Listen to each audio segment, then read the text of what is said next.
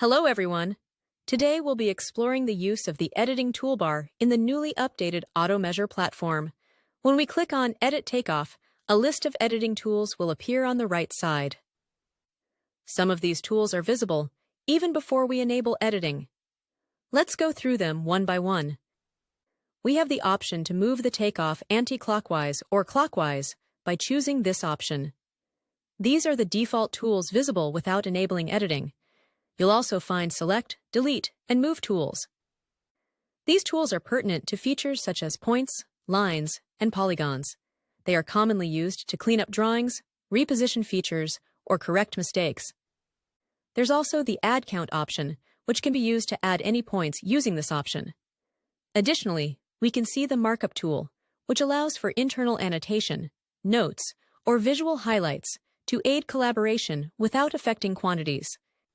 Let's see how these tools can be used to edit the takeoff, starting with the point feature.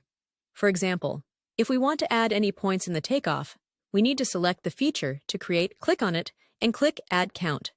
We can either click Add Count directly or type O on the keyboard to perform the action. Now, click on here and drop the points wherever needed. If we want to move the points to a different position in the takeoff, we need to click on Select and Move, then right-click.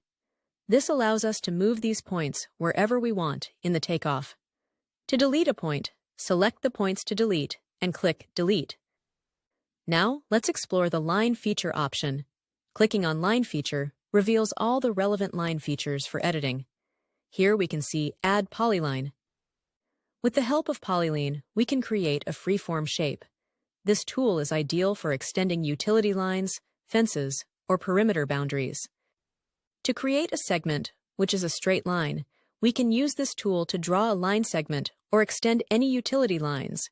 We also have the option to add a curved line. This curved line tool allows us to create smooth curves, perfect for tracing curvilinear features like roads, pathways, or landscape borders. To snip this line, we can use line snipping and select the desired location with a single click.